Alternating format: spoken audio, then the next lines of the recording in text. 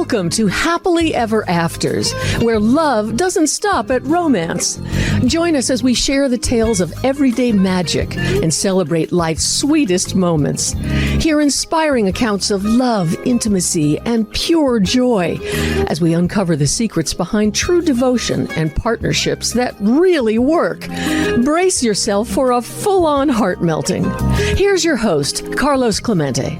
Hello, hello, hello. Once again, it's time for Happily Ever Afters, the show about love, health, and happiness. That sounded good, didn't it? Wow, I like that. All right. Today we have a special guest. Now, we have Dorothy Lucy here, my beautiful co-host. She knows these folks a little better than I do, so we're going to let her kind of get things kicked off. Okay, I think Nancy Davis and Kenny Rickle, I refer to you guys as the First Lady and First Gentleman of Los Angeles. Yay. I like that. Very nice. You are literally, and we will discuss this, but we do want to hear your love story, but you are literally saving the world. So that's my tease. Let's talk about just you two. How did you guys meet? I realize I have no idea. I was in Aspen, a long time ago, 32 years ago, and I was really lucky. My first night in Aspen, I had just gone through a divorce, which was like the lowest of the low, and I really felt like I never wanted to meet anybody as long as I lived, and I definitely didn't want to have more kids. And I was in that moment. I was just going to ski like a crazy person and just have a good time. But the last thing on my mind was falling in love again. And my very first night there, I went to a place in Aspen called the China Club. And there was this wonderful man. And what can I say? It was just the stars were aligned. Something was all right. He came from New York. He was living in New York. I was living in Los Angeles. And who would have thought we would be there? I used to go to Aspen pretty often. I loved to ski. And we met. And a lot of magic happened. So, Kenny, what's your version? So, yeah, it's pretty similar. I was living in New York. And I used to go out to Aspen a couple times a year with buddies, like to ski and hang out. And I don't know if it was the first night I was there, first or second night, but we met at a place called the China Club over, it was a holiday weekend. And we met, I think a friend of mine might have introduced us, or we were both at a party together there. And that's how it started. I know the China Club from New York. It's the loudest place in the world. How did you ever even talk, let alone connect? I think because it was Valentine's Day, so I don't think it was as crazy there. It was kind of like a party there. And it was a great club. You used to go downstairs, and I got one of the coolest clubs in Aspen. So we both happened to be there at the same time. So what do you remember after that initial moment? Well, we met, and then we kind of said, what happened is we met, and coincidentally, we were at the ski slope the next day at the same time in the morning. And Nancy very nicely said, "Do you want to ski with us?" And I'm kind of an awful skier, and Nancy's a really good skier. And then so we started skiing, and then I think she felt really sorry for me. So she said to the instructor, she had a great instructor that used to ski like up and down the mountain. The instructor really couldn't keep up with her. So finally she said to the instructor, his name was Ed, she says, "Ed, maybe you can work with Ken for a while." I was so terrible. I never skied as a kid, so I wasn't very good. And that's kind of the first day we started hanging out together. He actually was better than he said. Not much. He was pretty good. We had so much fun, but it was Valentine's Day, and I remember after we skied, he wanted to take me to get a cowboy hat in Aspen. I said, if you're in Aspen, you need a cowboy hat. And I was always kind of worried about hat head, like your hair doesn't look too good when you wear a hat. But I was like, okay. So we went to his famous favorite cowboy hat store, and he got me my cowboy hat, and he put hearts around it. It was kind of a cool thing. Not knowing that she hates hats, but she went along with it and got a hat. Do you still have the hat? I do. My daughter kind of adopted it. It's in her closet now, but it was very, it was like a meaningful moment. Then that weekend we went out with a big group. I was afraid to go out with just one person, so with a whole group of people. And what was interesting is everybody who met Kenny like loved him. They go, "Where did you meet him? He's so amazing." And then we all went there for the weekend. We went back to our own homes. He went to New York. I went to LA, and we started calling, talking, and he came out to LA and visited. And he said he had business. I don't really know that he had business. I really did.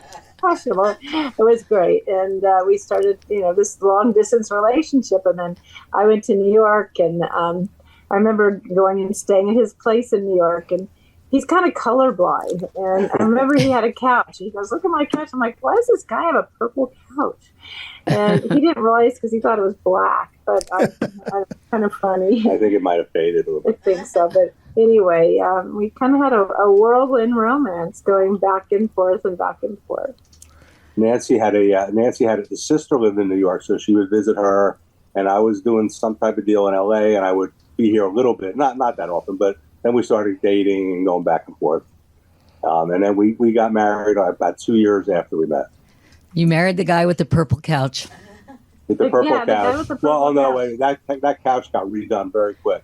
Our friend Lynn Palmer, who's a great designer, said to me one day, "I think we're going to do something with that couch." And next thing I know, the couch was out of my apartment getting redone.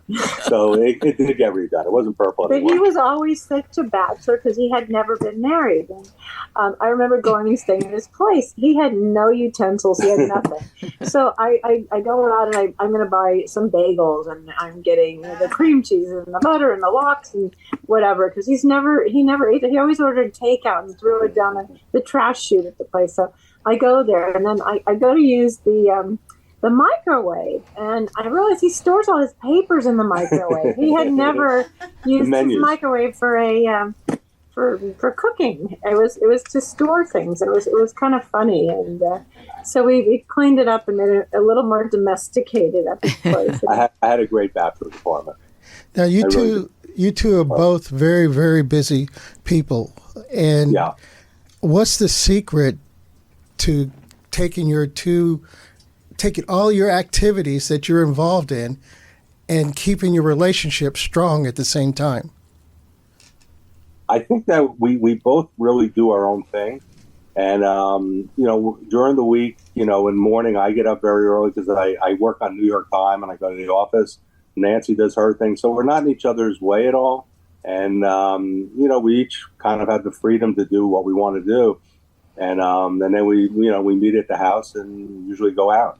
But that's what I think is the easiest part of our relationship.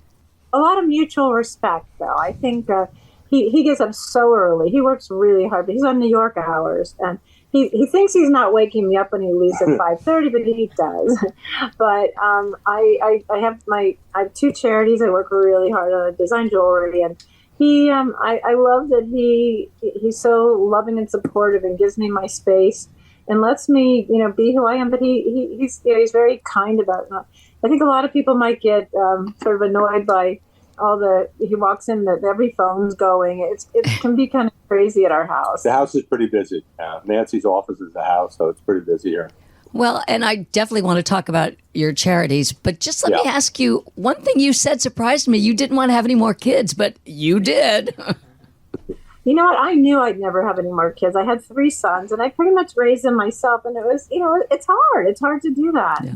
I couldn't imagine, but it was really important. It was really important to Kenny to have kids. So we talked about getting married, and he said it was really, really important to him. And so then we began a journey. It was hard to get him to live in LA full time because he had a business in New York too. So we were going back and forth. And once he really came and was really living here, then we started trying to have kids, which was also complicated. As you get a bit older, it's not so easy to have kids. Then we are the most blessed parents because we have twin daughters who are now 19 years old, and what a great pleasure. But I had my boys with a father who wasn't really a part of their life, and it just felt really absent and hard. But to watch Kenny be a father to my daughters, Isabel and Mariella, it's so heartwarming. It's what it's all about. I feel so bad that my boys didn't have that, but yet Kenny's been a really good father to my boys as well. And I when I watch that, it makes me just melt. It's what it should be all about. You should always love your kids and make them a special part of your life. But he he does it in a very even-tempered, graceful way. Kenny, as a man who has raised daughters myself, Yeah. that's quite an accomplishment, quite a journey to do that. How do you weather through it? Honestly, I think it is like the greatest honor to be able to do it. It is, to me, every day is fun. I love being with the kids, and I've always did. Even when, from when they were born, it was just always, to me, it was just so interesting and so much fun to be with them that it was never like a chore, or I never felt like this was too much. Every day seems to get better with them. It really does. I'd highly recommend it to everybody. But he's also got a very zen sort of personality. He's just very even, and even when it's crazy and all these things are happening, he just handles it in a very even sort of way. I get more emotional. He doesn't. But he's like, he can do no wrong by his daughters. They think he's blessed. It's about how you have fun with them, and it all normally works out. And I imagine the craziness in your house, because Nancy runs not one but two major charities. And Nancy, nobody would ever guess this from your vivaciousness and your energy. But tell us a little bit about when you were first diagnosed with MS, and then we'll talk about how you're curing it. Right. I had a ski accident in Aspen, actually. Went back and had surgery in Aspen. And funny enough, I met Kenny in Aspen. There's a lot of Aspen things going on here. And when I did my first charity event, it was in Aspen. And I had just started dating Kenny. And I was there for the weekend. It was like in February again. And it was amazing how when it's your first event, there's so many things you're very insecure that are going to work out or not work out. But I love how Kenny just knew how to be. He knew how to be supportive and loving.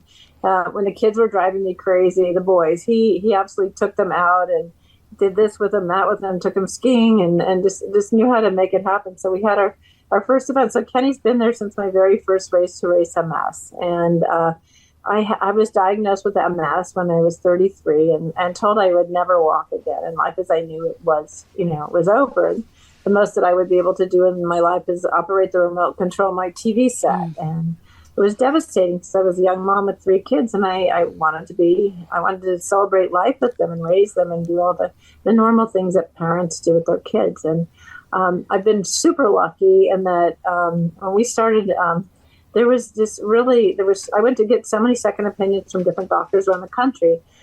Every one of them told me I had MS. I was hoping someone would tell me I didn't. But when I listened to the research that they were were all doing identical research, and knew that they were the only person doing that research. And when I would bring up the fact that the same research is happening at Harvard, at Yale, at the Cleveland Clinic, at Johns Hopkins, they said I really didn't know what I was talking about. So we formed this amazing thing. And Kenny's always been a very important part of my charity. We put all the doctors together to work as a team to never duplicate research, to constantly communicate. And so where there was no drugs at the time or anything for me to take, today there's now 24 drugs on the market, which is nothing short of a miracle. And for that person like me being diagnosed as a young 33-year-old, there's so many great options today. And the promise that 90% of the people will be okay and have an independent life. So Kenny has been there from day one, being patient, being supportive, being understanding. And I know it's probably annoying sometimes because the phone never stops ringing and there's always a meeting here or something going on. But I could have never done that if I didn't have Kenny to be my support system. I just want people to know it is a miracle that you have really created all these drugs on the market with the tens of millions you have raised. Yeah. We have done it, and we've done it in a different way. We have everybody that comes to our events every year. We have race to race MS every year right around May, and from the monies we've raised, we've been able to be empowered to get where we are today. And it's such a different life for somebody diagnosed today with MS. There's so much promise and so much hope. We haven't found a cure, and we are dedicated to getting to that point where we can find a cure for everybody. For people with relapsing remitting MS, the future is very, very bright. For people with chronic progressive MS, it's a lot harder, which is about 15% of the MS population. So we're tackling that the best we can, and we're very optimistic that we're going to get there. I know. I'll say this on behalf of everybody, because just based off of hearing what you're saying, the ultimate happily ever after moment for you and for everyone would be finding a cure for this. And I can hear that in your voice. And I hope that you are able to continue to, you're offering happily ever after moments for people to continue to live, instead of, it's very easy for someone when they have an ailment or whatever to wallow in self-pity and things like that. But if people like you are out there up front who are experiencing the same thing, can push forward, you're giving other people that happily ever afters moment. And I giving them commend their you for life. that. Yes. But we also started another charity. We had a son, Jason, who unfortunately passed away. He had an addiction problem. And before he ever passed away, we started a charity together called Cure Addiction Now with Jason. And he died right at the very beginning of COVID, of some symptoms of COVID. And we started this charity, and like all of a sudden he died. It was the worst nightmare. I know I could not have gotten through that tragedy without the support of my husband. It was the worst nightmare I've ever experienced in my life, and we needed to really lean on each other. It was so devastating, but the best thing I feel like I can do in memory of my wonderful son Jason is to do this charity and find actual cures. Jason came to me one day, and he was failing terribly doing the 12-step program in AA, and we learned the fact that only 7% of the people are successful with AA. And if it works for you, it's amazing, but it's not enough for the people. We need to find something that will help everybody. So we've been really searching hard, and we have some amazing research going on right now, coming up with vaccines and the ways to stop cravings, ways to make it equitable and fair for everybody to detox. And we're really doing that. And Kenny's been there, from day one. He had a very special love for Jason, as did I. And we spend a lot of time, creating a new charity. It's been out for about 4 years now, and that we have a long ways to go. We haven't had big charity events for that, but we will in the very near future. And but we have brilliant research, very much in the same exact vein that what we do for Race to Race MS. So we have a Center Without Walls where really brilliant doctors, have to communicate monthly. They can never duplicate each other's research. I know. Whenever you see a sunset that's really orange, I know you think of Jason. And whenever I see a pink sunset, I think of my mother. So I think of my mom and Jason all the time. Oh, that's terrific. Thank you. I'm totally addicted to sunsets. I'm always saying, Kenny, look at that, look at that one, look at that. I'm always taking pictures. I'm always taking pictures too. I feel very I love close to sunsets. Sunset. Right. What happily ever afters advice would you like to give to someone? Ooh. I think there's just a lot of respect. You respect each other, and I think when you do that, things kind of work out. Wow. I feel like when you get married, you need to look at the big picture. You need to let that person be who they are, and not be sitting there. I want to change that person and mold them into who I want them to be, because you can't take away their personality. It's not okay to do that, but I think you have to honor and respect the differences you have and make each other feel good about what it is that's important to you and what you want to do every day. We're running out of time, but I would like for you to tell us how we can get in touch with you, how we can help donate to your organization, how we can help your cause. That's very sweet. Very sweet. And go to...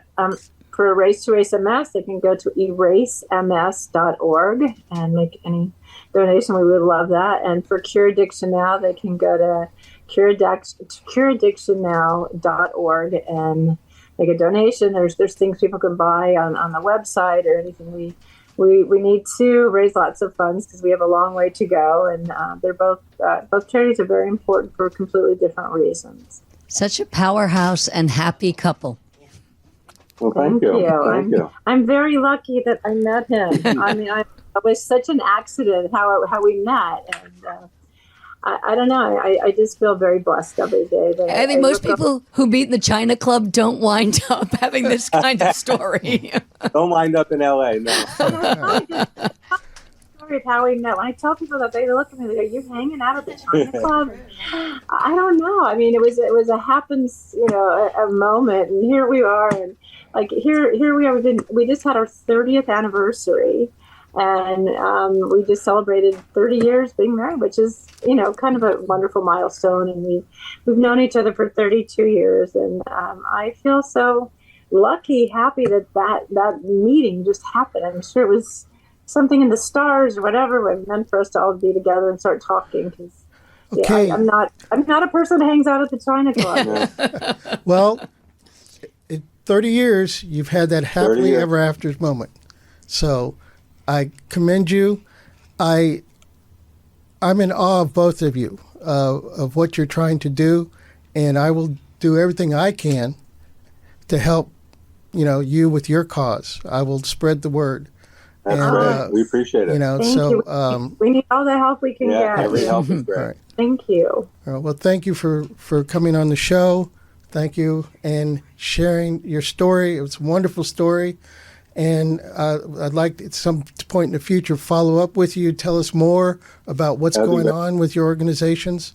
And hopefully next time we talk, we have more positive news that will help people get on and have their happily ever afters as well. Absolutely. All right. Thank you very much. Thank you, guys. Great to see you. All right, that wraps up another show, a show about love, health, Joy, happiness. joy, happiness, happily ever afters. Thank you very much. Good night, everybody. Thank you. We Thanks appreciate for it. having us. This show isn't only about your stories, it's also about mine. I hope to learn from these captivating tales of love to enhance my own role as a partner, heartwarming stories, or inspiration to enrich your own relationship. Life is all about happily ever afters.